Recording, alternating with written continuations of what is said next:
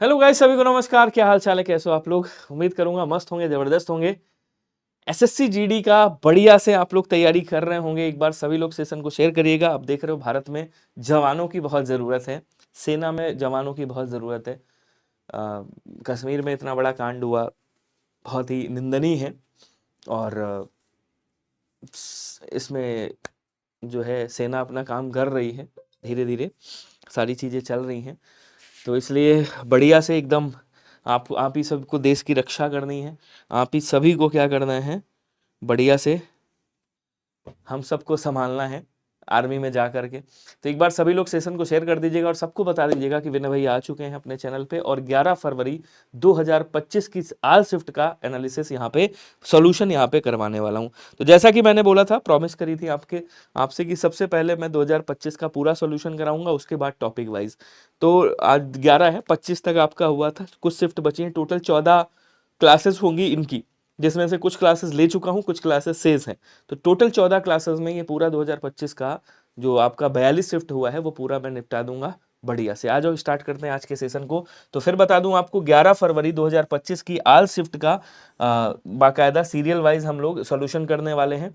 तो सबसे पहले आता है 11 फरवरी 2025 का फर्स्ट शिफ्ट का सॉल्यूशन करते हैं। आज का पहला क्वेश्चन है कि निर्झर और प्रपात ये किसके पर्यायवाची हैं, जरा बताइएगा। तो आप क्या कहोगे? ये दोनों जो है वो झरना के पर्यायवाची। इसको स्रोत भी कहा जाता है, याद रखिएगा। क्या बोलेंगे? इसको स्रोत कहा जाता है। झरना को क्या बोलेंगे भाई? स्रोत कहा जाता है झरना को।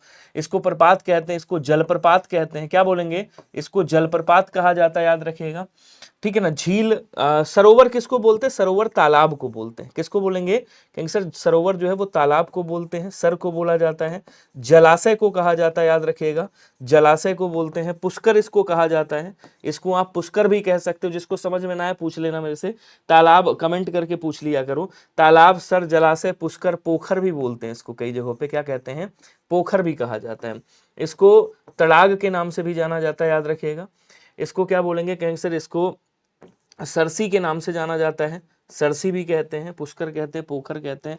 अच्छा, अब इधर आ जाओ। नदी को क्या बोलेंगे? कहें सर नदी को सरी कहा जाता है, नदी को सरी कहते हैं। नदी को सरिता कहा जाता है, सरिता बोलेंगे। नदी को पैश्विनी कहा जाता है, याद रखिएगा। क्या बोलेंगे? पैश्विनी कहा जाता है। नदी को निम्नगा कहा जाता है, निम्नगा बोलते हैं। नदी को आपगा कहा जाता है, आपगा ध्यान रखिएगा। नदी को कूलंकसा कहते हैं। क्या बोलेंगे? कहेंगे सर कूलंकसा कहा जाता है। इसको कूलवती कहा जाता है। क्या कहेंगे? कूलवती कहा जाता है, कूलंकसा कहा जाता है। सिंधुगामिनी बोलेंगे इसको। क्या कहेंगे? इसको सिंधुगामिनी के नाम से भी जाना जाता है, याद रखिएगा। ठीक है जी। तो यहाँ पे जो आंसर बनेगा वो क्या बन जाएगा? ऑप्शन नंबर ए वाला आपका राइट बन जाएगा। सभी लोग याद रखिएगा, एक बार कमेंट करके बताइएगा। क्लियर है सभी को? सेशन को शेयर करते हुए चलेगा। हर एक क्वेश्चन का पोस्टमार्टम करना मेरी जिम्मेदारी है। निम्नलिखित वाक्य में रेखांकित खंड के स्थान पर प्रयुक्त होने वाले सबसे उपयुक्त विकल्प का चयन करें। वह छोड़कर चला भोजन गया। कह रहे यहाँ पे कौन सा होगा? तो आप क्या कहोगे? वह छोड़कर चला गया। तो ये क्रिया है और क्रिया हमेशा लास्ट में आती है। ठीक है, ये क्रिया है यहाँ पे भी और ये भी क्रिया है। तो क्रिया हमेशा लास्ट में आती है, क्रिया के बाद कर्म आता है। हमेशा याद रखना, सबसे पहले क्या होगा? कर्ता होगा। यहाँ पे वह क्या है? कर्ता है। कर्ता के बाद फिर क्या होता है? कर्म होता है। कर्म के बाद फिर क्या होता है? क्रिया होता है। ये वाक्य ऐसे बनता है। ठीक है, तो आप यहाँ क्या कहोगे? आप कहोगे सर वह पहले आ गया, देखो कर्ता आ गया, उसके बाद कर्म आएगा। भोजन क्या है? कर्म है, वह भोजन, और उसके बाद क्रिया आएगी, छोड़कर चला गया। छोड़कर, छोड़कर, छोड़कर चला गया, ये होना चाहिए था। ठीक है, तो चला गया भोजन छोड़कर, ये नहीं होगा। छोड़कर चला, छोड़कर चला गया, भोजन छोड़कर चला गया। डी वाला आंसर राइट होना चाहिए। बोलो क्लियर है क्या सभी को? जल्दी जल्दी आंसर करके बताइएगा। अगला कह रहा वाक्य ये हो गया ना। वाक्य के रेखांकित शब्द को नीचे दिए गए शब्दों में से सर्वोचित शब्द से परिवर्तित करना है। तो आपको याद होगा 22-23 और उससे पहले जो वाक्य प्रतिस्थापित और शब्द प्रतिस्थापित वाले क्वेश्चन आते थे, तो यहाँ पे प्रतिस्थापन का नाम बदल के ये लिख दिया कि बदलना है, परिवर्तित करना है वही वाला टॉपिक आपका। कह रहा अधिक खा लेने के चलते मेरा हाल आज बुरा है। अधिक खा लेने के चलते नहीं होगा, अधिक खा लेने के कारण होना चाहिए। यहाँ पे अधिक खा लेने के बदले, कारण, वास्ते या संग, तो क्या बोलेंगे? यहां पे आपका कारण होना चाहिए। तो आंसर आपका क्या हो जाएगा? आंसर बी वाला राइट होगा। 11 फरवरी 2025 फर्स्ट शिफ्ट का क्वेश्चन चल रहा है अभी। ठीक है, क्वेश्चन कह रहा राजा ने भिक्षुक को अपने यहां डैश दिया। तो राजा ने भिक्षुक को अपने यहां डैश दिया, कह रहा रिक्त स्थान की पूर्ति तत्सम शब्द से करनी है आपको। तो इसमें तत्सम शब्द कौन सा है ये आपको छांटना। देखो आसरा क्या है, आपको सर ये तद्भव शब्द है। तद्भव तत्सम जानते हो क्या होता है, संस्कृत से बने हुए जो शब्द हैं वो तत्सम कहलाते हैं, और संस्कृत से जो टूट करके बने हुए हैं वो तद्भव कहलाते हैं। मतलब संस्कृत वाले शब्द आपके तत्सम कहलाते हैं। ठीक है, तो यहाँ पे आशय गलत लिखा हुआ है, आश्रम होगा नहीं, आश्रय आपका राइट हो जाएगा, बी वाला आंसर कर देंगे। यहाँ पे राजा ने भिक्षुक को अपने यहाँ आश्रय दिया, यहाँ पे क्या आ जाएगा, बोलो सर यहाँ पे आश्रय आ जाएगा। आश्रय मतलब आसरा देना। क्वेश्चन कह रहा वर्तनी की दृष्टि से दिए गए वाक्य के किस अंश में त्रुटि है आपको बताना है। इसमें से कौन सा ऐसा अंश है जिसमें त्रुटि है। अनिष्ट की आशंका से नीमा को कॉलेज कांप उठा। अनिष्ट की आशंका से नीमा का कॉलेज, सॉरी क्या मैं पढ़ रहा हूं, कलेजा लिखा हुआ है, माफ करना। अनिष्ट की आशंका से नीमा का कलेजा कांप उठा, ये कह रहा मैं कॉलेज पढ़ रहा था, आज मेरे दिमाग में सुबह से कॉलेज चल रहा है, तो वही कई लोगों से बात की तो कॉलेज चल रहा था। अनिष्ट की आशंका से नीमा का कलेजा कांप उठा, तो यहां क्या बोलेंगे, अनिष्ट नहीं होगा, फिर क्या होगा, आप कहोगे सर यहां अनिष्ट होगा। क्या होगा, यहां पे आपका अनिष्ट हो जाएगा। तो आंसर आपका कौन सा बनेगा, बोलो सर आंसर हमारा ऑप्शन नंबर डी वाला राइट बन जाएगा। सभी लोग याद रखिएगा, बोलो क्या क्लियर है। अनिष्ट होता है, अनिष्ट मतलब जो किसी बुरे होने की आशंका होती है जो, उसे अनिष्ट कहा जाता है। तो अनिष्ट ऐसे लिखते हैं, अच्छे से लिख देता हूं, अनिष्ट ऐसे लिखेंगे। वर्तनी वाले क्वेश्चन आता है कनिष्ठ कैसे लिखेंगे, तो कहेंगे सर कनिष्ठ है ऐसे लिखा जाता है, वरिष्ठ ऐसे लिखा जाता है, वरिष्ठ है तो ऐसे, गरिष्ठ है गरिष्ठ तो गरिष्ठ ऐसे लिखेंगे। ठीक है ना, कनिष्ठ हो गया, वरिष्ठ हो गया, ज्येष्ठ हो गया, ज्येष्ठ ऐसे लिखते हैं। ठीक है, ये ध्यान रखिएगा। कह रहा रेखांकित शब्द के स्थान पर सर्वोचित विकल्प चुनिए। गुलाब का कोई भी नाम रख दो गंध ही देगा। तो यहाँ पे गंध के स्थान पे क्या शब्द आएगा भाई, गुलाब गंध नहीं सुगंध देता है, तो चुभन देगा नहीं, दुर्गंध देगा नहीं, दुर्गंध का मतलब बुरी गंध होता है, बुरी गंध, तो बुरी गंध भी नहीं देगा, कांटे नहीं देगा। गुलाब का कोई भी नाम रख दो सुगंध ही देगा। ऑप्शन नंबर ए वाला क्या हो जाएगा, बोलो सर ऑप्शन नंबर ए आपका राइट हो जाएगा। क्लियर, कोई आसान थे, इसमें ऐसा कुछ एक्सप्लेन करने जैसा है नहीं जो मैं बहुत ज्यादा एक्सप्लेन करूं, लेकिन हाँ बताऊंगा जहां पे एक्सप्लेन करने वाला होगा। निम्नलिखित में से कौन सा शब्द पुल्लिंग नहीं है। जिस चीज के लिए मैं जाना जाता हूं कि विनय भैया हर एक क्वेश्चन का पोस्टमार्टम करते हैं, वो पोस्टमार्टम होगा, टेंशन मत लेना।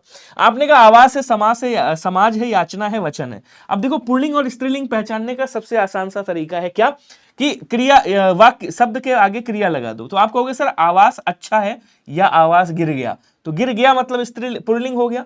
समाज अच्छा है, वचन दिया गया, तो ये तीनों के तीनों क्या है मेरे भाई, ये तीनों के तीनों आपके पुल्लिंग शब्द है।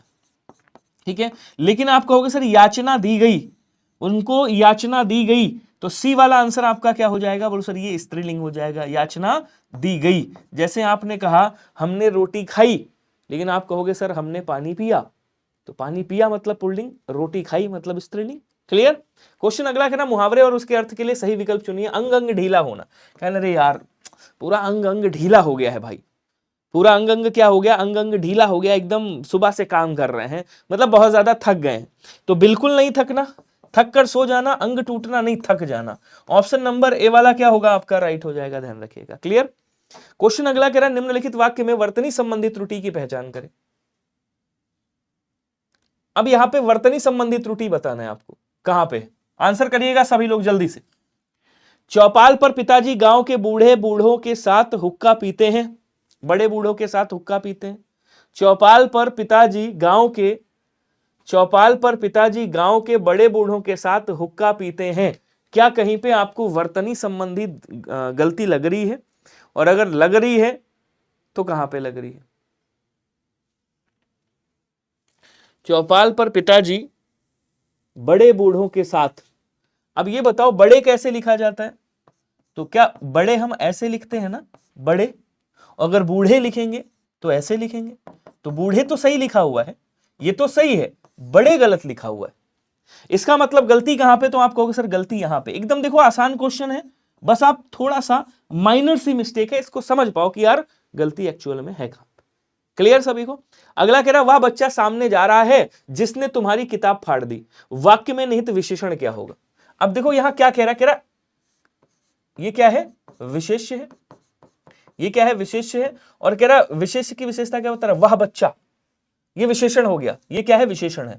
अब मैंने आपको एक चीज बताई थी, शायद आपको याद हो, मैंने कहा था जब कभी भी ये जो सर्वनाम है ना, सर्वनाम, सर्वनाम के साथ में अगर कोई संज्ञा लगी हो या फिर सर्वनाम खुद लगा हो, ऐसी कंडीशन में ये क्या होता है, आप कहोगे सर ये सर्वनाम आपका सार्वनामिक विशेषण होता है। ये क्या होता है, आप कहोगे सर ये सार्वनामिक विशेषण होता है, याद रखिएगा। लेकिन क्या आपको पता है सार्वनामिक विशेषण में भी आपके 4 भेद होते हैं, अनिश्चयवाचक, संकेतवाचक, संबंधवाचक, प्रश्नवाचक। तो संकेतवाचक सार्वनामिक विशेषण ये वही हो गया भाई, चाहे इसको संकेतवाचक सार्वनामिक विशेषण कह दो, चाहे आप इसको सांकेतिक विशेषण कह दो, तो ये तो होगा नहीं। तो अनिश्चयवाचक, संबंधवाचक, प्रश्नवाचक और निश्चयवाचक ये आपके कितने होते हैं, बोलो सर 3 होते हैं। ठीक है, कितने होते हैं, बोलो सर 3 होते हैं। अब यहां क्या कह रहा है, कह रहा वह बच्चा जिसने तुम्हारी, अब जिसने यहां पे क्या है, बोले सर ये भी आपका सार्वनामिक विशेषण बन रहा है, सार्वनामिक विशेषण। और ये क्या है, बोले सर ये सर्वनाम है। तो देखो यहां पे ये भी सर्वनाम है और ये भी क्या है, सर्वनाम है। तो मैंने क्या बताया आपको, सर्वनाम के बाद फिर सर्वनाम आ जाए, सर्वनाम के बाद फिर सर्वनाम आ जाए, तो ये भी क्या हो जाएगा, ये भी सार्वनामिक विशेषण होगा। और आपको सर्वनाम आपने पढ़ा है क्या, सर्वनाम में हमने क्या बताया था, अनिश्चयवाचक में कैसे पहचानते, जब ऐसे कोई शब्द आ जाए, 4 शब्द याद रखना, कोई आ जाए, कुछ आ जाए, किसी आ जाए, किसी, किन्हीं आ जाए, ये 4 शब्द अगर आ जाए तो अनिश्चयवाचक सर्वनाम होते, इन्हीं को विशेषण में प्रयोग करोगे तो ये अनिश्चयवाचक सार्वनामिक विशेषण बन जाएंगे। प्रश्नवाचक में कौन, क्या, कहां, कैसे, क्यों, ऐसे शब्द आते हैं। और संबंधवाचक में जो, सो, जैसा, वैसा, जितना, उतना, ऐसे। तो वह बच्चा जिसने, ये क्या हो जाएगा, संबंधवाचक सर्वनाम होगा और सार्वनामिक विशेषण हो जाएगा। ऑप्शन नंबर सी याद रखिएगा। क्लियर है। तो जब आप सर्वनाम पढ़ोगे ना, सर्वनाम के 6 भेद होते हैं, उसमें ये चीज आपको क्लियर हो जाएगी। क्वेश्चन अगला कह रहा मैं कभी किसी डैश पर नहीं गई। अब ये पहले मैं ये पूरा सॉल्व करा दूं, फिर मैं टॉपिक वाइज लेकर के आऊंगा। तो कह रहा मैं कभी किसी डैश पर नहीं गई। उचित सार्थक और निरर्थक शब्द, मतलब सार्थक भी हो निरर्थक। जैसे आपने कहा यार कुछ चाय साय पिलाओ, बड़ी सुबह से पी नहीं है, कुछ चाय साय पिलाओ, ठीक है ना। आज हवा ववा नहीं चल रही, तो हवा तो ठीक है, ववा क्या होता है भाई। आपने कहा कुछ पानी वानी पिलाओ, तो पानी तो ठीक है, वानी क्या होता है।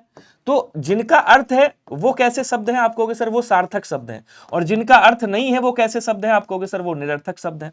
भाई जिनका कोई अर्थ नहीं वो कैसे शब्द हैं, तो आप कहोगे सर वो निरर्थक शब्द हैं, आपके याद रखिएगा। ठीक है, क्लियर है सभी को। अब यहां क्या कह रहा है, पहाड़ वहाड़, घर बार, जमीन समीन और नदी नाले। तो मैं कभी किसी डैश पर नहीं गया, मैं कभी किसी पहाड़ वहाड़ पर नहीं गया, ये आना चाहिए। घर बार नहीं गया ये गलत होगा, मैं किसी घर बार नहीं गया, मैं किसी जमीन समीन नहीं गया, मैं किसी नदी नाले नहीं गया। तो नदी नाले कोई जाता है नहीं, पहाड़ पे जाता है। तो आप क्या कहोगे, मैं कभी किसी पहाड़ वहाड़ पे नहीं गया, ये बात सही हो जाएगी। ऑप्शन नंबर ए वाला राइट होगा। कॉमन सेंस लगा करके आप आंसर इसको राइट कर सकते हो, बहुत टफ क्वेश्चन ये नहीं है। कह रहा निम्नलिखित वाक्य में वाक्यांश हेतु सार्थक शब्द का चुनाव करें और बताएं। जो बूढ़ा ना हो उसे क्या कहा जाता है, आसान है। जो कभी ना मरे अगर आ जाए, जो कभी ना मरे तो पता होगा आपको फिलहाल। जो कभी ना मरे उसे क्या कहते हैं, अमर। जो युवा है, जवान, जो जवान है उसको युवा कहते हैं, जवान, तरुण, जिसको आप तरुण बोलते हो, नवयुवा कहते हैं। दृष्ट, हष्ट ये नहीं होगा, अजर हो जाएगा। अजर का मतलब क्या होता है, जो कभी बूढ़ा ना हो। आ मतलब नहीं, जर मतलब बूढ़ा होना, तो जो कभी बूढ़ा ना हो उसे अजर कहते हैं। क्वेश्चन कह रहे हैं निम्नलिखित में से किस वाक्य में एक दूसरे के उचित विलोम शब्द का प्रयोग नहीं हुआ। ये क्वेश्चन थोड़ा लेटेस्ट थे लेकिन आसान थे। कैसे, देखो कह रहा है योगी का विलोम क्या होगा, भोगी होगा। उसके बाद कह रहा है यहां पे उत्तीर्ण का विलोम क्या होगा, अनुत्तीर्ण होगा। उत्कर्ष का विलोम क्या होगा, अपकर्ष होगा। अब इसकी बात कर रहे हैं, थोड़ा सा समझिएगा। अगर आपसे कोई पूछे कि भैया अनिवार्य का विलोम क्या होगा, जरा बताइएगा अनिवार्य का विलोम क्या होगा, तो आप क्या कहोगे, अनिवार्य का एक विलोम निवार्य होता है। ठीक है, दूसरा विलोम क्या होता है, दूसरा विलोम आपका वैकल्पिक होता है, वैकल्पिक होता है। और तीसरा विलोम क्या होता है, आपका ऐच्छिक होता है। अच्छा, कभी कभी ऐच्छिक का विलोम क्या पूछ लेता है, ये जो ऐच्छिक शब्द लिखा हुआ है, ऐच्छिक का विलोम पूछ लेता है, अनैच्छिक होता है, अनैच्छिक भी होता है। ऐच्छिक का विलोम क्या हो जाएगा, अनैच्छिक भी होगा। तो या तो ऐच्छिक का विलोम अनैच्छिक करोगे, वैकल्पिक का क्या कर दोगे, अनिवार्य कर दोगे। ठीक है, ये एक दूसरे के पर्यायवाची बन सकते हैं लेकिन विलोम शब्द नहीं बन सकते। तो ये चीज जरूर याद रखिएगा। आंसर आपका ऑप्शन नंबर सी वाला राइट हो जाएगा। बाकी सबके एक दूसरे के विलोम शब्द लिखे, मैंने बता दिया। क्वेश्चन ये पीडीएफ मैं आपको दे दूंगा एक ही साथ। मैं क्या करूंगा, बड़ा अच्छा आपके लिए सोचा है, ये जितनी भी पीडीएफ हैं, ठीक है, जो मैं सॉल्यूशन करा रहा हूं, अभी फिलहाल एक एक करके भी दे दूंगा, बाकी इनको एक साथ कंबाइंड कर दूंगा सारी पीडीएफ को, और कंबाइंड करके आपको टेलीग्राम पे प्रोवाइड करा दूंगा सारी, मतलब 4200 शिफ्ट, मतलब आपके 14 क्लासेस होंगी, 42 शिफ्ट होंगी, 4200 शिफ्ट को एक में कंपाइल करा के पूरा फ्री में आपको यूट्यूब पे दे दूंगा। निम्नलिखित वाक्य को ध्यानपूर्वक पढ़ें और चिन्हित शब्द का पर्यायवाची अर्थ लिखें, बताएं क्या होगा। भैया ने इस बात का खंडन किया कि दहेज लेना देना हमारी परंपरा है। कह रहा भैया ने इस बात का खंडन किया। अब खंडन का पर्यायवाची क्या होगा? अस्वीकार, गंभीरता, त्रास या हास। आंसर करके बताओ सभी लोग जल्दी जल्दी। अब देखो खंडन का मतलब क्या होता है? खंडन का मतलब होता है कि भैया इसको क्या किया, मतलब खंडन कर दिया, इसको माना ही नहीं, ठीक है ना। तो नहीं माना मतलब अनंगीकार कर देंगे, अनंगीकार भी हो जाएगा, अनंगीकार हो जाएगा। अस्वीकृत, अस्वीकृत भी कह देंगे, अस्वीकार कह देंगे, ठीक है ना, अस्वीकार कह देंगे। गंभीरता, त्रास, हास नहीं होगा। हास मतलब हंसना होता है, आंसर ए वाला। हास मतलब तो हंसना होता है, ध्यान रखिएगा, ठीक है। हास मतलब हंसना। त्रास मतलब होता है एक तरह से त्रासदी, विपत्ति जिसको बोलते हैं, डर जिसको बोलते हैं, उसकी बात कर रहा है। कह रहा हम स्वाधीन भारत में रहते हैं। स्वाधीन का विलोम क्या होगा बताइएगा? अधीन है, पराधीन है, श्रेष्ठ है, गुलाम है। देखो अधीन का विलोम क्या होगा? अनधीन होगा, ठीक है, अनधीन। गुलाम का क्या होगा? आजाद होगा, आजाद। श्रेष्ठ का क्या होगा? श्रेष्ठ का आप यहां पे तुच्छ कर सकते हो, तुच्छ कर सकते हो, ठीक है। और स्वाधीन का पराधीन हो जाएगा। स्वाधीन मतलब आप अपने अधीन हैं, और पराधीन का मतलब क्या हो गया? पराधीन का मतलब आप दूसरे के अधीन, ठीक है। तो बी वाला आंसर आपका राइट हो जाएगा, ध्यान रखिएगा। क्वेश्चन अगला क्या कह रहा है? देखो ये गद्यांश आ गया, गद्यांश को उड़ाते हैं। कह रहा प्रजातांत्रिक व्यवस्था के संबंध में बहुलवादियों की धारणा है कि यह एक सामाजिक राजनीतिक डैश है। क्रम है, व्यवस्था है, प्रणाली है या परिणाम है, इसमें से कौन सा आएगा? अब देखो कभी भी ऐसा क्वेश्चन आए तो आप क्या करोगे? थोड़ा सा और पढ़ लीजिएगा, 4 लाइन है, पढ़ ही लेते हैं यार। कह रहा प्रजातांत्रिक व्यवस्था के संबंध में बहुलवादियों की धारणा है कि यह एक सामाजिक राजनीतिक डैश है जिससे राज्य शक्ति में बहुसंख्यक व्यक्तिगत समुदाय इंटरेस्ट ऑर्गेनाइजेशन तथा डैश भाग लेते हैं। इसके अनुसार संप्रभुता का विभिन्न समुदायों में डैश विभाजन होना चाहिए। इस तरह से इस सिद्धांत को क्लासिकल प्रजातंत्र और एलिटिस्ट के प्रजातांत्रिक विचारों का डैश मान सकते हैं। सिद्धांत व्यक्ति की नैतिक योग्यता को नहीं डैश है। अब कह रहा प्रजातांत्रिक व्यवस्था के संबंध में बहुलवादियों की धारणा है कि एक सामाजिक राजनीतिक डैश है। सामाजिक राजनीति क्या है? सर प्रणाली है। तो इसको बहुत हल्के में मत लेना कि यार ये इजी है, नहीं, मैं बिल्कुल नहीं कहूंगा ये इजी है, क्योंकि ऐसा कोई यहाँ पे वो नहीं बन रहा है कि आप एकदम सटीक पहचान पाओ। वही पहचान पाएगा जिसको हिंदी में अच्छा कमांड है। तो क्या बोलेंगे यहाँ पे? प्रणाली हो जाएगा, ठीक है। राजनीतिक प्रणाली है जिससे राज्य शक्ति में बहुसंख्यक व्यक्तिगत समुदाय इंटरेस्ट ऑर्गेनाइजेशन तथा डैश भाग लेते हैं, प्रतिनिधि भाग लेते हैं या फिर दूत भाग लेते, सदस्य या व्यक्ति। देखो जब कोई बहुसंख्यक व्यक्तिगत समुदाय इंटरेस्ट ऑर्गेनाइजेशन तथा डैश भाग लेते हैं तो भाग लेने में प्रतिनिधि हो जाते हैं। क्या हो जाते हैं? किसी की तरफ से प्रतिनिधि भाग लेते हैं। तो यहाँ पे प्रतिनिधि करेंगे, जो भाग लेते हैं उनको क्या बोलेंगे? ऑर्गेनाइजेशन से जो भाग लेते हैं उनको प्रतिनिधि कहा जाता है। इसके अनुसार संप्रभुता का विभिन्न समुदायों में डैश विभाजन होना चाहिए, वितरण, अंतरण विभाजन या अनुकरण विभाजन होना चाहिए। तो कह रहा है इसके अनुसार संप्रभुता का विभिन्न समुदायों में अनुकरण विभाजन होना चाहिए, मतलब सुन करके उनका विभाजन होना चाहिए। तो यहाँ पे अनुकरण आ जाएगा, ठीक है, ध्यान रखिएगा। अनुकरण का मतलब सुनना भी होता है। एक तरह से इस सिद्धांत को क्लासिकल प्रजातंत्र और एलिटिस्ट के प्रजातांत्रिक विचारों का डैश मान सकते हैं, मिश्रण मान सकते हैं, विभाजन मान सकते हैं, या लेखन या गणना। कह रहा है देखो समझो, एक तरह से इस सिद्धांत को क्लासिकल प्रजातंत्र और एलिटिस्ट के प्रजातांत्रिक विचारों का मिश्रण मान सकते हैं। मिश्रण आएगा यहां पे सॉरी। कह रहा है सिद्धांत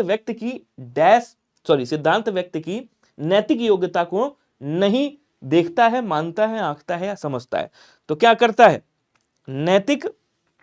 व्यक्ति की नैतिक योग्यता को, अब योग्यता है, योग्यता मानी नहीं जाती है, योग्यता समझी भी नहीं जाती, योग्यता देखी नहीं, योग्यता आंकी जाती है।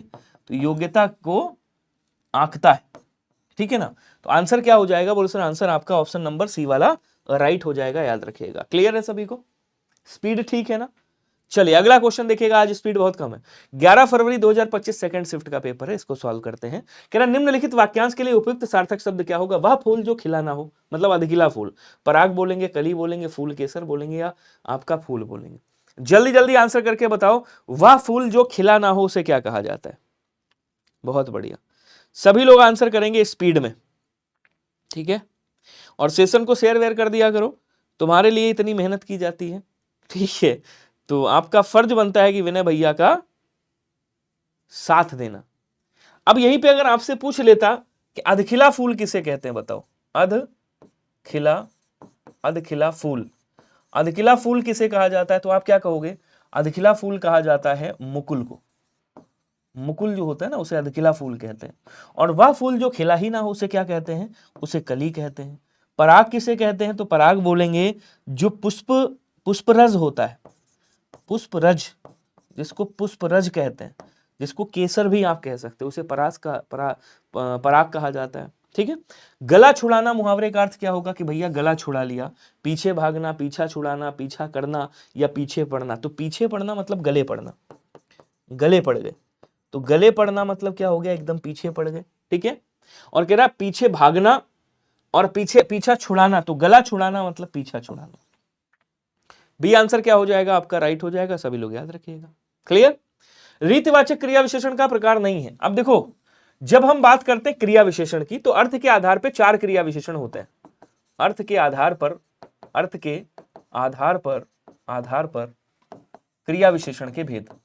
क्रिया विशेषण कितने होते हैं? आप कहोगे सर 4 भेद होते हैं, याद रखिएगा, ठीक है। कैसे याद करोगे? काशरीप के नाम से याद कर लेना, ये ट्रिक बता रहा हूं। काशरीप ऐसे करेंगे, काशरीप के नाम से याद कर लेना। का से क्या होगा? पहला कालवाचक क्रिया विशेषण, कालवाचक क्रिया विशेषण।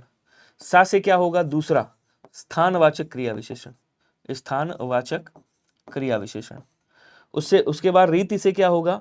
तो रीति से हो जाएगा आपका रीतिवाचक क्रिया विशेषण, ठीक है। और उसके बाद चौथा क्या हो जाएगा?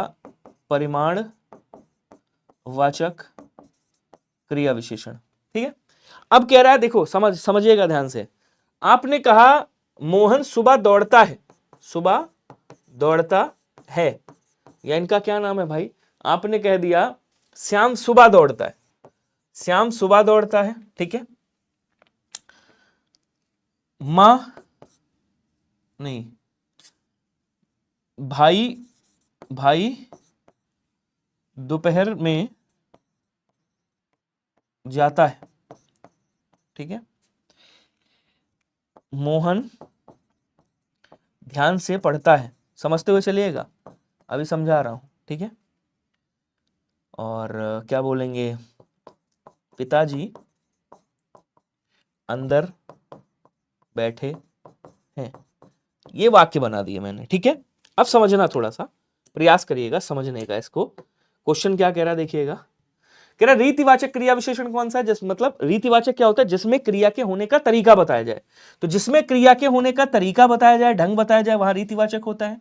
जिसमें क्रिया के होने का स्थान बताया जाए या फिर दिशा बताई जाए, वहां स्थानवाचक क्रिया विशेषण होता है।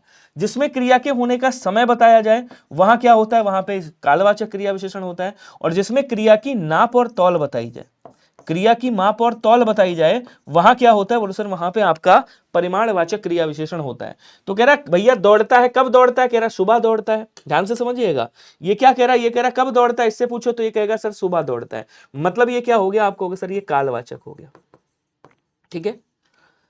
कब जाता है? आप कहोगे सर दोपहर में जाता है, ये क्या हो गया? बोलो सर ये भी आपका कालवाचक हो गया। अंदर बैठा है, ये स्थान बता रहा है, ये क्या हो गया? बोलो सर ये स्थानवाचक क्रिया विशेषण हो गया, स्थानवाचक क्रिया विशेषण। उसके बाद कह रहा है कि मोहन ध्यान से पढ़ता है, इससे पूछो कैसे पढ़ता है? तो ये कह रहा है ध्यान से पढ़ता है, मतलब ये जो हो गया ध्यान से, ये क्या हो जाएगा? ये आपका रीतिवाचक क्रिया विशेषण हो जाएगा। मुझे लगता है आपको समझ में आ गया होगा। क्लियर है सभी को? अगला क्वेश्चन कह रहा है उपयुक्त विदेशज शब्द युक्त विकल्प वाक्य को आप वाक्य पूर्ण करें। डैश बेटे को तुरंत बुलाओ, डैश बेटे को तुरंत बुलाओ। कह रहा है इस औरत के बेटे को तुरंत बुलाओ, इस सुंदरी के बेटे के इस सुंदरी के बेटे को तुरंत बुलाओ, इस स्त्री के बेटे को, इस महिला के बेटे को। अब आपसे कह रहा है इस डैश के बेटे को तुरंत बुलाओ। उपयुक्त, अब देखो यहां समझिएगा, उपयुक्त विदेशज शब्द युक्त, इसमें विदेशज कौन सा है? देखो ये जो अरबी औरत शब्द है ये कहां से लिया गया है? आप कहोगे सर ये अरबी भाषा से लिया गया। स्त्री कहां का है? संस्कृत भाषा का है। सुंदरी कहां का? ये भी संस्कृत भाषा का। महिला कहां का? ये हिंदी भाषा का। फिर बचा कौन सा? बोलो सर यही हो जाएगा, विदेशी की बात कर रहा है तो यहां पे क्या करेंगे, यहां पे कर देंगे इस औरत। औरत कहां का है? औरत आदमी, औरत आदमी, ये सब आपके अरबी भाषा से लिए गए हैं।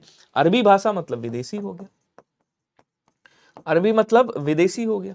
ठीक है, तो आंसर आपका ऑप्शन नंबर ए राइट होगा। क्वेश्चन कह रहा दिए गए वाक्य में शब्द या वाक्य खंड को बदलिए और बताइए किसी भी आदमी को तो भेज दो। किसी भी अब देखो यहां भी लगा दिया है अगर आपने, तो यहां पे तो लगाने की आवश्यकता है नहीं है। किसी भी आदमी को भेज दो हो सकता है, या किसी आदमी को भेज दो, अगर भी नहीं लगाओगे तब भी चलेगा। अब इसमें से कोई एक लगाओ, या तो भी लगाओ या तो लगाओ। किसी आदमी को तो भेज दो, या तो ये हो जाएगा, या किसी भी आदमी को भेज दो। अब बताओ कौन सा होगा, जल्दी जल्दी आंसर करो सभी को। तो आप क्या कहोगे? आप कहोगे दोनों को हटा दो, यहां से दोनों को हटा दो तब भी चलेगा, किसी आदमी को भेज दो। आंसर आपका बी वाला राइट होगा। ठीक है, क्वेश्चन अगला, निम्नलिखित वाक्य के किस खंड में अशुद्धि है आपको बताना है। मतलब इसमें से ऐसा कौन सा वाक्य है जो अशुद्ध है, जो गलत है, ये बताइएगा एक बार।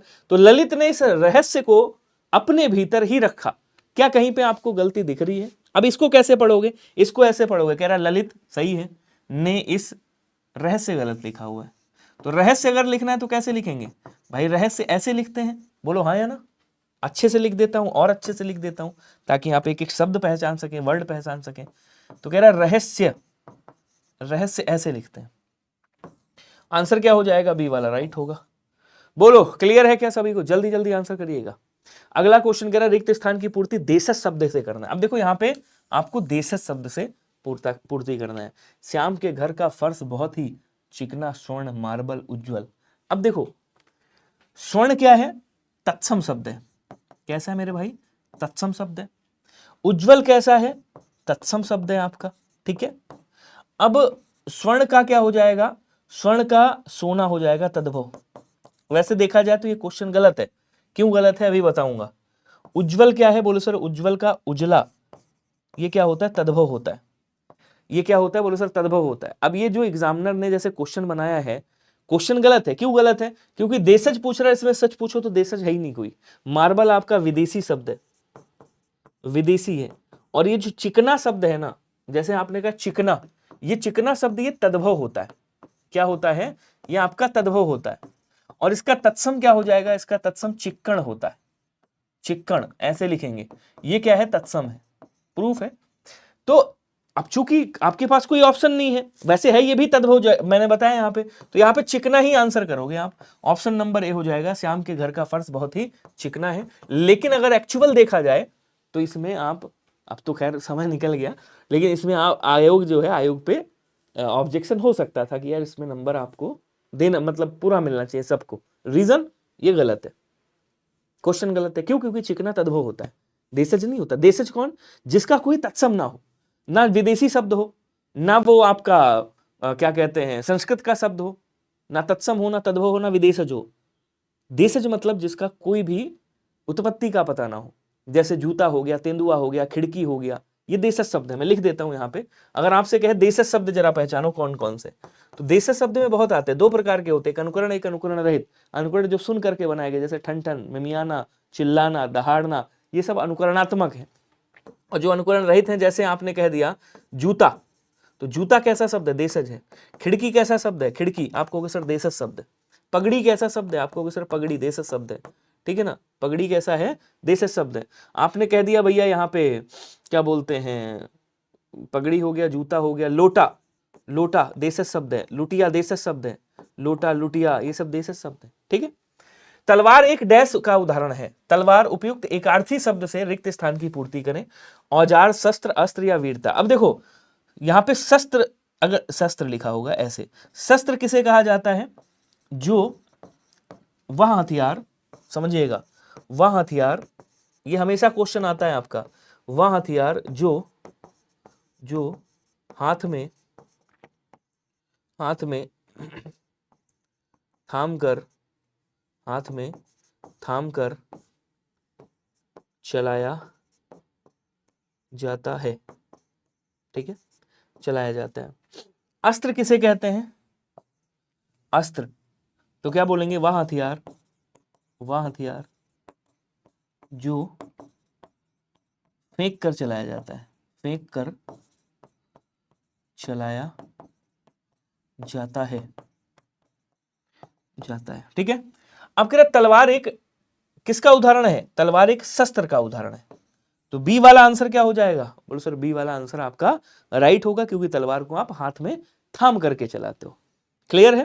क्वेश्चन अगला कह रहा है, देखिएगा, हाँ अगला कह रहा है कि इच्छा का पर्यायवाची इसमें से कौन सा नहीं है? आ जाओ फोड़ते हैं इसको।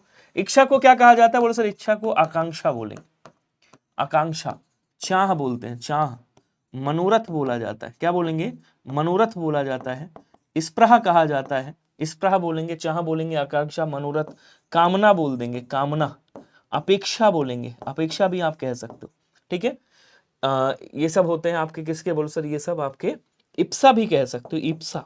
इप्सा भी किसका है? बोलो सर इप्सा भी इच्छा का पर्यायवाची है, याद रखिएगा। लेकिन यहाँ पे लोभ नहीं कहा जाता है। अब लोभ किसका? लोभ बोलते हैं बच्चे लालच को। किसको बोलते हैं? लालच को। लोभ बोलते हैं लालसा को, लालसा को लोभ कहा जाता है। प्रलोभन, प्रलोभन, जो प्रलोभन होता है ना उसको लोभ कहते हैं। जो लोलुप होता है, लोलुप, लोलुप को लोभ कहा जाता है। स्पृहा लिख देना, स्पृहा, स्पृहा, इसको लोभ कहा जाता है। ठीक है, कोई दिक्कत? बहुत बढ़िया। अगला क्वेश्चन कह रहा भगवान शिव ने भगनासुर को भस्मीभूत कर दिया और देवताओं को अभय प्रदान किया। उपरोक्त वाक्य के किस भाग में वर्तनी संबंधी शुद्धि है? जरा बताइएगा, कहीं पे गलती लग रही क्या? और ये भी क्वेश्चन मैंने बहुत अच्छे से कराया था, बताएंगे सभी लोग। कह रहा है कि भगवान शिव ने भगनासुर को भस्मीभूत कर दिया, भस्मीभूत कर दिया और देवताओं को अभयदान प्रदान किया। तो भगवान शिव ने भस्माभूत को, भगनासुर को भस्मीभूत बोलेंगे, भस्मीभूत होता है, क्या बोलेंगे? भस्मीभूत कर दिया, ऐसे लिखेंगे। तो गलती कहां पे है? यहां पे बी वाला आंसर आपका राइट हो जाएगा। क्लियर? भस्मीभूत कर दिया और देवताओं को अभयदान प्रदान किया, अभय प्रदान किया। क्वेश्चन अगला कह रहा बरसात के मौसम में आसमान में अक्सर शांत रंग दिखाई देते हैं। 7 रंग, क्या लिख पढ़ रहा हूं मैं? बरसात के मौसम में आसमान में अक्सर 7 रंग दिखाई देते हैं, और कह रहा सर्वाधिक उपयुक्त विकल्प चुनकर वाक्य के रेखांकित अंश को बदलना है। मतलब इसको हटा करके यहां से आपको वो करना है। तो 7 रंग, बदरंग मतलब रंग बदलने वाला, इंद्रधनुष, सप्तवर्ण या सतरंगी। तो सतरंगी दिखाई देते हैं, बरसात के मौसम में आसमान में अक्सर सतरंगी दिखाई देते हैं, सतरंगी, इंद्रधनुष। इसमें से कौन सा होगा? तो 7 रंग किस में दिखाई देते हैं? बोले सर इंद्रधनुष। यहां पे कर दीजिएगा कि बरसात के मौसम में आसमान में अक्सर इंद्रधनुष दिखाई देते हैं, इंद्रधनुष, इंद्रधनुष दिखाई देते हैं। क्लियर है सभी को? अगला कह रहा है कि छेड़ना शब्द का निम्न में से वाक्य में सही प्रयोग नहीं हुआ है। फिर से पढ़िएगा, छेड़ना शब्द का निम्न में से किस वाक्य में सही प्रयोग नहीं हुआ है? चाइना ने युद्ध छेड़ दिया, तुमने तो मेरे पुराने घाव छेड़ दिए, उसने ऐसी बात कहकर मेरे दिल को छेड़ दिया, उसने सितार के तार छेड़ दिए। आपको आंसर बताना है कहां पे जो छेड़ना शब्द है वो गलत प्रयोग हुआ है। एकदम आसान है। ठीक है, तो चाइना ने युद्ध छेड़ दिया, कहेंगे सर सही प्रयोग हुआ है, कोई दिक्कत नहीं। तुमने तो मेरे पुराने घाव छेड़ दिए, तो घावों को कुरेदना, छेड़ना भी कह सकते हैं वैसे। ठीक है, उसने सितार के तार छेड़ दिए, भी सही। उसने ऐसी बात कहकर मेरे दिल को छेड़ दिया, तो इसने ऐसी बात कहकर मेरे दिल को छेड़ दिया, यहां पे गलत प्रयोग हुआ है। ठीक है ना, यहां पे छेड़ दिया क्या है? बोले सर गलत प्रयोग हुआ है। तो आंसर आपका सी वाला होना चाहिए। यहां होना क्या चाहिए कि उसने ऐसी बात कहकर मेरे दिल को दुखा दिया कह सकते हैं, खुश कर दिया कह सकते हैं। तो छेड़ दिया नहीं कहेंगे, दिल को छेड़ा नहीं जाता। ठीक है, अगला क्वेश्चन क्या कह रहे हैं देखो, भयभीत का विलोम क्या होगा? अब भयभीत मतलब जो भय से डरा हुआ है, भयभीत है मतलब भय से डरा हुआ। निर्बल का क्या होगा? निर्बल का बच्चे सबल हो जाएगा या बलशाली हो जाएगा। ठीक है, मलिन का क्या होता है? मलिन का आप निर्मल कर सकते हो, निर्मल। सबल का निर्बल मैंने बता ही दिया। निर्भीक हो जाएगा, निर्भीक जिसके अंदर डर ना हो। कह रहा निम्नलिखित में से स्त्रीलिंग शब्द की पहचान कीजिए और बताइए स्त्रीलिंग शब्द कौन सा है इसमें से। बृहस्पति है, झरना है, तारा है, झील है। तो बृहस्पति यहां पे लिखा हुआ है, बृहस्पति, झरना, तारा और झील। अब कैसे स्त्रीलिंग पहचानोगे? बड़ा आसान सा तरीका। आप क्या कहोगे? आप कहोगे सर बृहस्पति आ गए, गुरु का नाम है बृहस्पति और ये पुल्लिंग में आएगा, तो बृहस्पति आ गया मतलब दिन कहोगे तो आज कौन सा दिन है, तो आप कहोगे सर आज तो बृहस्पति आ गया भाई। तो बृहस्पति आ गया मतलब ये क्या हो गया? आप कहोगे सर ये पुल्लिंग हो गया। क्या बोलेंगे? आप कहोगे सर ये जो है ये आपका पुल्लिंग शब्द है। ठीक है, अच्छा जी। कह रहे झरना बह रहा है, पुल्लिंग शब्द है। तारा टूट रहा है, पुल्लिंग शब्द है। लेकिन झील बड़ी है, स्त्रीलिंग शब्द है। आप क्या कहोगे? झील बड़ी है। कोई कहता है झील बड़ा है, नहीं, झील बड़ी है, झील अच्छी है, झील मीठी है। कोई ये नहीं कहता झील मीठा है। सुना है आपने कभी किसी ने कहा झील मीठा हो? सब ये कहते हैं झील जो है वो खारी है। कोई कहता है झील खारा है, नहीं, झील मीठी है, झील मीठा है। ऐसे कहते हैं ना, झील बड़ी है, कोई कहता है झील बड़ा है, गलत हो जाएगा। तो झील क्या है? स्त्रीलिंग है। निम्न वाक्य में रेखांकित पद को संशोधित कीजिए और बताइए अमावस की रातें बड़ी रमणीय होती। तो अमावस की रातें, अमावस को यहाँ पे क्या कहा जाता है? अंधेरी, चांदनी या काली या बाद? काली की रातें बड़ी रमणीय होती हैं, अंधेरी की रातें, चांदनी की रातें। रेखांकित शब्द को संशोधित करना है। बताइएगा आंसर क्या होगा, जल्दी जल्दी बताओ, फिर गद्यांश की ओर बढ़ते हैं। तो की भी लगना है ना साथ में, तो चांदनी की रातें कर सकते हो। यहाँ पे बी वाला आंसर राइट होगा, बाकी कोई नहीं आएगा। अमावस की जगह पे चांदनी कर दीजिएगा। अमावस की रातें अंधेरी रात होती हैं, वो रमणी नहीं होती। रमणी इसमें कौन होगी? चांदनी की रातें। ठीक है, ये आ गया गद्यांश, इसको उड़ाते हैं, बढ़िया से करते हैं, समझते हुए चलते हैं। कह रहा मेघाच्छादित आकाश, तेज डैश हवाएं, तन मन और आत्मा तक में सिहरन सी भरती हुई, रह रहकर होती हुई बारिश। सिहरन मतलब जाड़ा लग रहा है। धीमी और निशब्द गीली हवाएं, छतरी को उलट देने के डैश आतुर। डगमगाती हुई दिन की नौका, भारत में चौमास और अगहन पूस जैसा समय, किंतु यहाँ लंदन में यह मई डैश एक दिन है। आकाश की अलगनी में मेघों की भारी और गीली चादरें सूख रही हैं। पढ़ो, मेघाच्छादित आकाश, तेज डैश हवाएं। कैसी हवाएं? जो तन मन में भाई सिहरन पैदा कर दें। तो तेज कैसी होंगी? पास, खराब, बर्फानी हवाएं। तो यहाँ क्या कहेंगे? यहाँ बर्फानी हवाएं कहेंगे। जब बर्फानी मतलब बर्फ वाली हवाएं होंगी, ठंडी हवाएं, बर्फानी हवाएं तन मन और आत्मा तक में सिहरन सी भरती। क्लियर है सभी को? Very good. कह रहा है रह रहकर होती हुई बारिश, धीमी और निशब्द गीली हवाएं छतरी को उलट देने के लिए आतुर है। दिए के लिए, तो इसको तो ऐसे ही कर दोगे, पढ़ने में ही आपके मुंह से निकल जाएगा कि भैया के लिए कह रहा है, तो इसको आंसर ऐसे ही कर दोगे। अच्छा, कह रहा है डगमगाती हुई दिन की नौका, भारत में चौमास और अगहन पूस जैसा समय, किंतु यहां लंदन में यह मई डैश एक दिन है। यह मई डैश एक दिन है मतलब यह मई का की के, तो मई का दिन है तो का हो जाएगा। मई का एक दिन है, एक दिन है। आकाश की अलगनी में मेघों की भारी, और अलगनी समझते हो जिसपे कपड़े फैला के सुखाते हो छत पे, उसको अलगनी बोलते हैं। समझ गए नहीं समझे? हाँ, तो कह रहा कि यहाँ पे आकाश की अलगनी में मेघों की भारी और गीली चादरें सूख रही हैं, जिन्हें हटाकर सूर्य कभी कभी नीचे झांकता है और धूप नीचे धरती में ऐसे उतरती है, घड़ी डैश के लिए जैसे मायावी परी हो। घड़ी डैश के लिए मतलब घड़ी भर के लिए, घड़ी भर के लिए, घड़ी जी के लिए नहीं, घड़ी पर के लिए नहीं, घड़ी भर के लिए, घड़ी भर के लिए जैसे मायावी परी हो और सहसा सहसा छप अदृश्य हो जाती है। धूप यहां इतनी दुर्लभ और कीमती है जैसे सोना हो। धूप का सोना तो भारत में बरसता है, बदसूरत जब तक अभाव का सामना नहीं होता, तब तक भाव की संपदा का अनुभव नहीं होता। अनुभव नहीं होता। कर सकते हो ना आसानी से? तो यहां पे क्या आएगा? नहीं। तो ये आसान था, जिसको आप थोड़ा सा लॉजिक लगा के कर सकते हो, आप चाहे किसी भी स्टेट से हो। ठीक है, चलिए अब चलते हैं अगली शिफ्ट की ओर, और ये 11 फरवरी 2025 की थर्ड शिफ्ट है जो हम लोग सॉल्व करेंगे। ठीक है, आ जाओ, थोड़ा स्पीड बढ़ाते हैं। कह रहा निम्नलिखित वाक्य को ध्यानपूर्वक पढ़ें और वाक्य में उपलब्ध त्रुटिपूर्ण शब्द पहचानें। यदि सही दिशा में प्रयास किया जाए तो सने सने सफलता मिलने लगती है। गलती कहां पे? गलती यहां पे, सने सने गलत लिखा हुआ है। ये ऐसे लिखा जाता है, सने सने, सने सने। इसका मतलब क्या होता है? इसका मतलब होता है धीरे धीरे, धीरे धीरे से मेरी जिंदगी में आना, सने सने मम, धीरे धीरे मेरे दिल में समाना, सने सने मम हृदयाम गच्छामि। संस्कृत में अगर बोलेंगे तो इसको संस्कृत में सने सने बोलते हैं और हिंदी में इसको क्या कहते हैं, धीरे धीरे कहते हैं।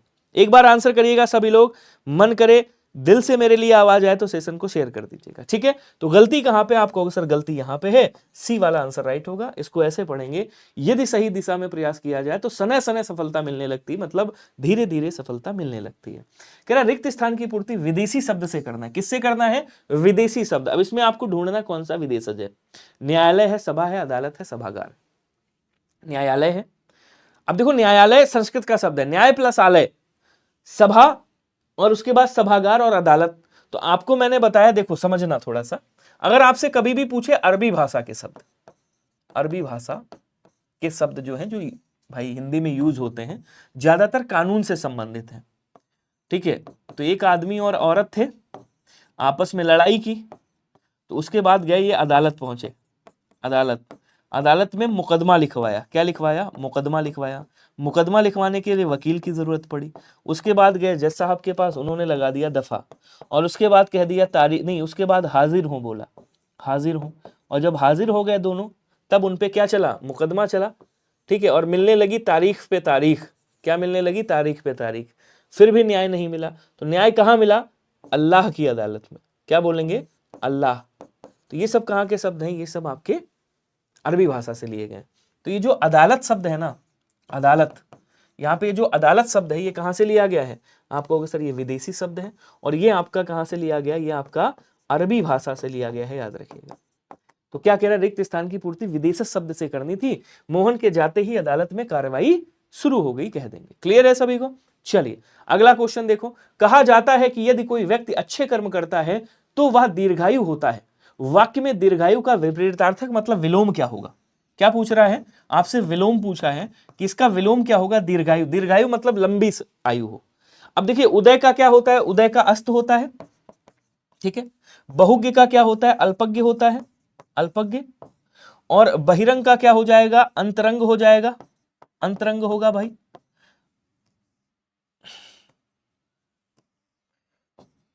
अंतरंग, ठीक है। और अल्पायु जो कम आयु हो, दीर्घायु लंबी आयु हो। तो अल्पायु का क्या हो जाएगा, दीर्घायु। बी वाला आंसर राइट करेंगे, ठीक है। क्वेश्चन अगला कह रहा है निम्नलिखित मुहावरे का उचित अर्थ लिखें। अंगूठा दिखाना मुहावरे का अर्थ क्या होगा, निशान लगाना, जाहिल, अनपढ़ या इनकार करना। कहने भैया हम उनके यहाँ गए थे ये सामान मांगने, उन्होंने क्या किया, अंगूठा दिखा दिया। अनपढ़ का मतलब होता है काला अक्षर भैंस बराबर, काला अक्षर, अक्षर भैंस बराबर, भैंस बराबर, बराबर, ठीक है। तो यहां पे क्या हो जाएगा, बोल सर यहां पे इनकार करना हो जाएगा, डी वाला आंसर राइट होगा। 11 फरवरी 2025 थर्ड शिफ्ट का पेपर है। इस कार्य के परिणाम स्वरूप मुझे डैश लाभ हुआ। इस कार्य के परिणाम स्वरूप मुझे डैश लाभ हुआ, अर्पण लाभ हुआ। अर्पण शब्द का क्या है, अर्पण शब्द का क्या है,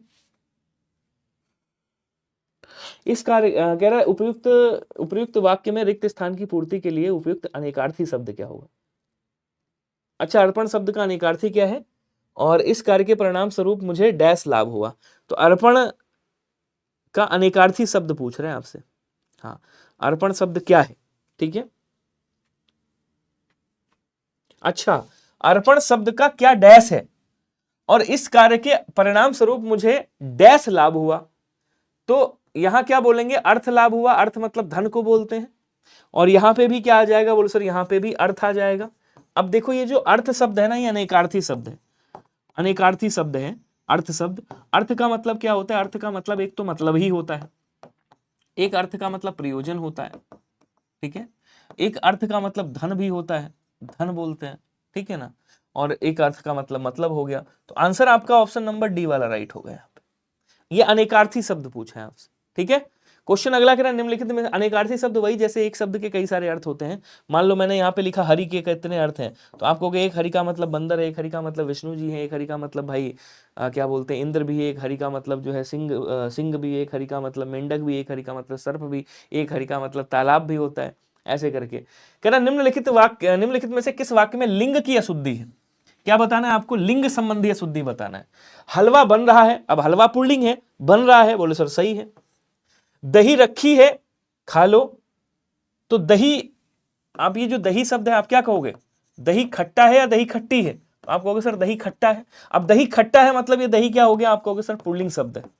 दही कैसा है मेरे भाई, पुल्लिंग शब्द है। और कह रहा रखी है, ये क्या बता रहा है, स्त्रीलिंग बता रहा है। तो ये अगर स्त्रीलिंग बता रहा है तो गलत हो गया, मतलब दही खट्टा है होना चाहिए, बी वाला आंसर होगा। तो दही रखा है होना चाहिए यहां पे, रखा है, दही रखा है, खा लो। आज टमाटर और आलू की सब्जी बनी है, क्योंकि सब्जी स्त्रीलिंग है, सही है, कोई दिक्कत नहीं। ये गलत है। अब कह रहा रायता बहुत स्वादिष्ट लग रहा है, ये भी सही है, कोई दिक्कत नहीं, पुल्लिंग शब्द है। तो ये तीनों पुल्लिंग, सॉरी ये भी पुल्लिंग, ये भी पुल्लिंग, ये भी पुल्लिंग, ये भी पुल्लिंग, ये स्त्रीलिंग है, यहाँ पे चलेगा, सब्जी है स्त्रीलिंग है, इसलिए बन रही है।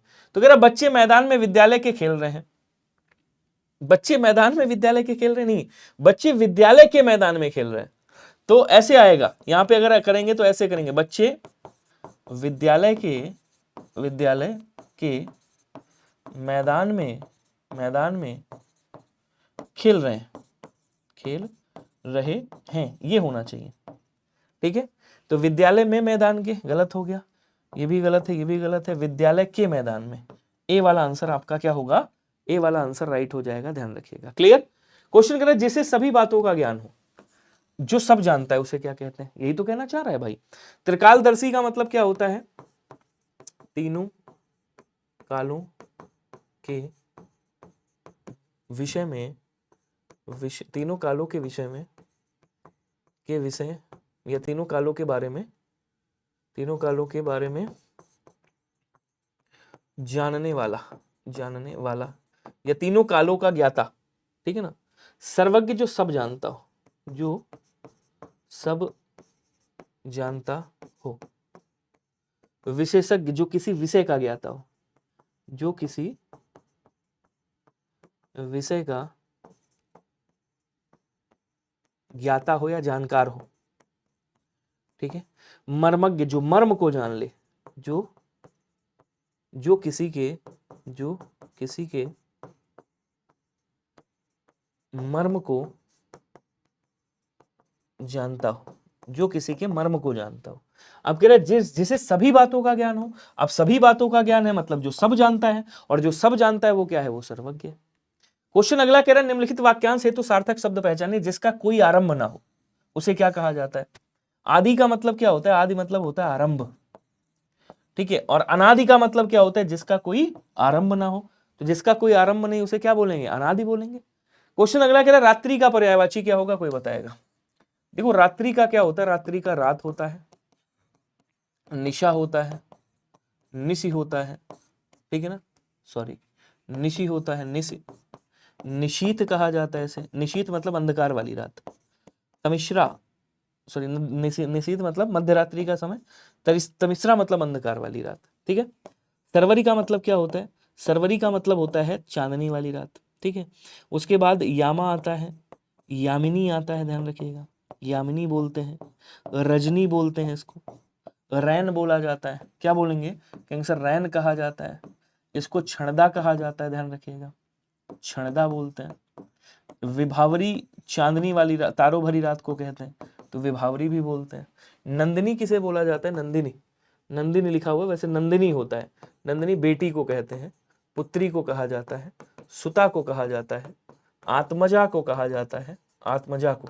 ठीक है ना, तनया को बोलते हैं, तनया को, तनुजा को कहा जाता है, याद रखिएगा। ठीक है, धरित्री किसको बोलते हैं बच्चे, धरित्री बोलेंगे धरती को, धरती मेरी माँ है, पृथ्वी को कहते हैं, पृथ्वी को। ठीक है ना, अवनी को कहा जाता है, ध्यान रखिएगा, अवनी है, अचला है। ठीक है, मेदिनी बोलते हैं इसको, मेदिनी कहा जाता है, ध्यान रखिएगा। इसको रत्न गर्भा कहते हैं, रत्न गर्भा बोलते हैं, रत्न गर्भा। ठीक है, इसको क्या बोलेंगे, कहेंगे सर इसको वसुधा कहा जाता है, वसुधा। इसको बच्चे वसुंधरा बोलते हैं, वसुंधरा, ध्यान रखिएगा। इसको वसुमती कहा जाता है, वसुमती बोलते हैं। इसको इला भी बोलते हैं, इसको गिरा भी बोलते हैं, इसको भू भी बोलते हैं, इसको धरा भी बोलते हैं। ठीक है, सिलीमुख के दो मतलब होते हैं। देखो ये जो सिलीमुख लिखा हुआ है इसका मतलब होता है बाण, ये बाण का पर्यायवाची है। ठीक है, एक ऐसे सिलीमुख लिखा जाता है इस तरह से, सिलीमुख जब छोटी की मात्रा ला पे लगी हो, यहां देखो दीर्घ की है, तो ये क्या हो जाएगा, बोलो सर ये आपका भौरे का पर्यायवाची हो। ठीक है, ध्यान रखिएगा, यहां पे आंसर आपका डी वाला राइट हो जाएगा। पूरे क्वेश्चन का पोस्टमार्टम हो गया। बोलो क्या सभी को क्लियर है या नहीं है, एक बार आंसर करके बताइएगा। क्वेश्चन अगला कह रहा है निम्नलिखित वाक्यांश के लिए एक शब्द क्या होगा जिसके विषय में जानकारी ना हो। अब जिसके विषय में आप जानकारी आपको नहीं है, ज्ञान मतलब जानकारी होना, ज्ञान का मतलब क्या होता है भाई, ज्ञान का मतलब होता है जानकारी, ठीक है। और जिसके विषय में जानकारी नहीं उसे क्या बोलेंगे, अज्ञात बोलेंगे। जिसके विषय में जानकारी आपके पास ना हो, जिसके विषय में कुछ नहीं जानते, ठीक है। क्वेश्चन कह रहा आज सड़क पर एक बड़ा डैश उपयुक्त विदेशज युक्त विकल्प से वाक्य पूर्ण करें। तो विदेशज कौन सा शब्द है आपको बताना है। जुलूस निकल रहा था, भालू, देखो भालू तद्भव शब्द है, इसका तत्सम क्या होता है, भल्लूक होता है, ठीक है। कार्यक्रम होगा नहीं, प्याऊ लगा है ये भी नहीं होगा, क्या हो जाएगा, जुलूस। तो ये आंसर आपका ऑप्शन नंबर ए वाला राइट होगा, क्योंकि ये जो जुलूस शब्द है ना, जुलूस, ये अपने यहाँ का नहीं है, ये भैया विदेशी शब्द है, अरबी फारसी लोगों से लिया गया है विदेशी शब्द। तो ए वाला आंसर आपका क्या होगा, राइट होगा। ध्यान रखिएगा, आज सड़क पर एक बड़ा सा जुलूस निकल रहा था। व्यवहारिक रूप से आपका मंतव्य पूर्ण रूपेण उचित है। उपयुक्त वाक्य में अशुद्ध शब्द क्या होगा। अब देखो आ जाओ समझाता हूं। देखो यहां पे व्यवहार शब्द था और उसके बाद इक प्रत्यय लगाया गया। कौन सा प्रत्यय लगाया गया, आपको सर इक प्रत्यय लगाया गया। जब इक प्रत्यय लगता है तो इसकी मात्रा इस पे चढ़ती है और यहाँ पे दीर्घ आ बनता है, मतलब ऐसे व्यावहारिक होना चाहिए, व्यावहारिक होना चाहिए, ठीक है, ऐसे होना चाहिए। यहाँ क्या लिखा है, व्यवहारिक, गलत लिखा हुआ है। तो गलती कहाँ पे आपको सर, गलती यहाँ पे है, डी वाला राइट, आप डी वाला आंसर राइट होगा, यही अशुद्ध है, इसको सही कर दीजिएगा। क्वेश्चन अगला कह रहा है कि निम्न में से अंकुर का पर्यायवाची क्या होगा भैया। तो अंकुर को क्या बोलते हैं, अंकुर को अखुआ कहा जाता है, अखुआ बोलते हैं। अंकुर को आंख भी कहते हैं, ध्यान रखिएगा, अंकुर को आंख भी कहते हैं, आंख, ठीक है। तो यहां क्या बोलेंगे, नमक, गोद, अंग, कोपल बोलते हैं। क्या बोलेंगे, कहेंगे सर इसको कोपल कहा जाता है।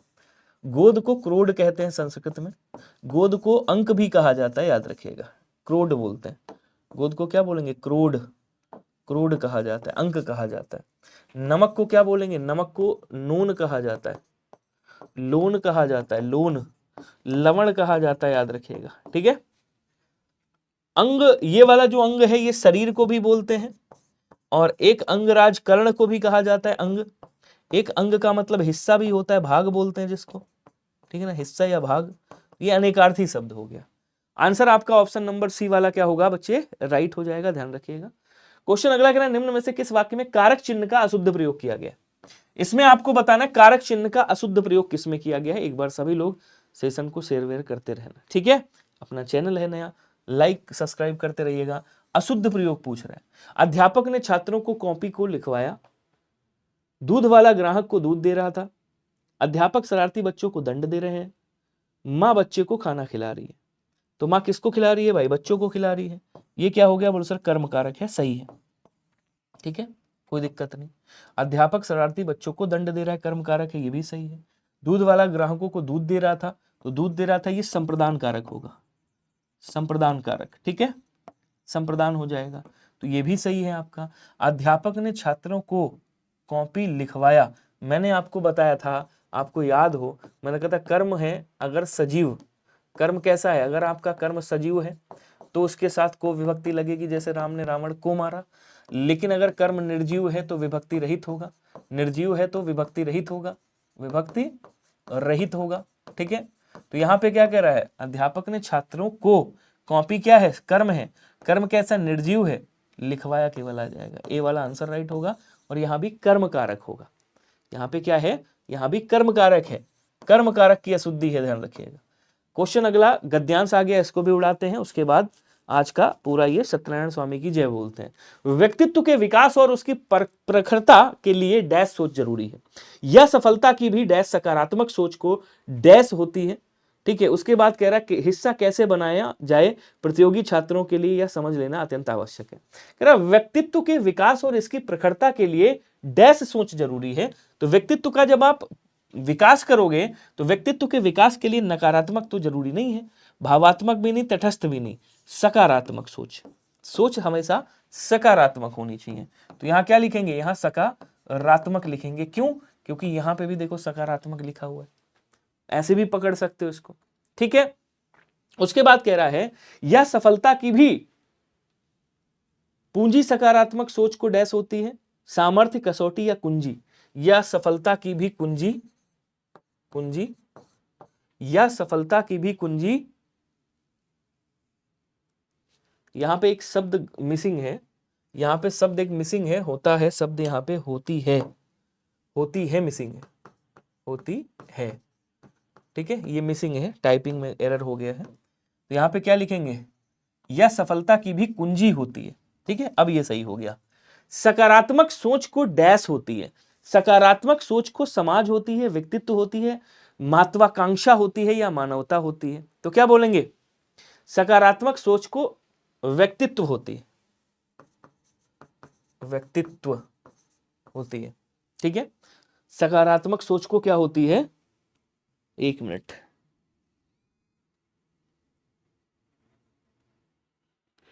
फाइनेंस वाले बहुत कॉल करते हैं, सर ये लोन ले लो, वो फाइनेंस करा लो, ये करा लो।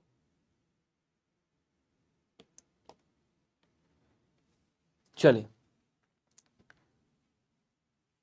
देखो यहाँ पे एक चीज और मिसिंग है, गड़बड़ है, इसको मैं काट दूं, ये वहां पे लिखा था यहाँ पे आ गया, ये टाइपिंग एरर है। क्या किया जाए, टाइपिस्ट के पैसे काटे जाएं या पूरे पैसे दिए जाएं? यार समझना चाहिए ना भाई, क्लास में अगर गड़बड़ करोगे ऐसे तो गड़बड़ होगी ना चीजें, बच्चों का भाई वो टूटेगा। क्या सकारात्मक सोच को व्यक्तित्व का हिस्सा कैसे बनाया जाए, प्रतियोगी छात्रों के लिए यह समझ लेना अत्यंत आवश्यक है। हम में से अधिकांश लोगों की आदत होती है कि वे या तो अपने आने वाले कल को लेकर चिंतित रहते हैं या भूतकाल के डैश में उलझे रहते हैं। तो यहां पे तो व्यक्तित्व हो गया था, या भूतकाल के आचरणों में, उपलब्धियों में, संस्कारों में या समीकरणों में। तो क्या बोलेंगे, समीकरणों में, भूतकाल के समीकरणों में, समीकरणों में। अगर कोई कहे कि ये बहुत इजी है तो मैं इजी नहीं कहूंगा, समीकरणों में उलझे रहते हैं, अपने वर्तमान से डैश रहकर, अपने वर्तमान से सम्मुख रहकर, संतृप्त रहकर, विमुख रहकर, भयभीत रहकर। अब क्या रहता है, इसको पढ़ने के लिए आगे बढ़ना पड़ेगा। अपने वर्तमान से डैश रहकर भविष्य और भूत में उलझना बिल्कुल उचित नहीं है। तो आप भाई कह रहा भूत और भविष्य में उलझना बिल्कुल सही नहीं है, इसका मतलब अपने वर्तमान से क्या हो जाते हैं, विमुख होकर। अपने वर्तमान से विमुख रहकर भविष्य और भूत में उलझना बिल्कुल उचित नहीं होगा। आंसर सी वाला राइट होगा। क्या सभी को क्लियर है, एक बार बताएंगे? सभी लोग सेशन को शेयर करिएगा, सब्सक्राइब जरूर कर लीजिएगा। आज थोड़ा सा समय ज्यादा हो गया, बाकी समय से ही 60 क्वेश्चन थे, 57 मिनट में हमने कंप्लीट कर लिए। मिलते हैं अगले सेशन में, तब तक के लिए सभी को धन्यवाद, नमस्कार, जय हिंद, थैंक यू, जय हिंद, जय भारत। और हाँ, कमेंट बॉक्स में लिख करके बताइएगा सेशन कैसा लग रहा है, और टॉपिक वाइज आपको क्लास चाहिए है या पूरा मिक्स प्रैक्टिस सेट चाहिए है, कमेंट बॉक्स में कमेंट छाप दीजिएगा। अगले सेशन में मुलाकात होती है, तब तक के लिए सभी को धन्यवाद, नमस्कार, जय Hind, thank you so much.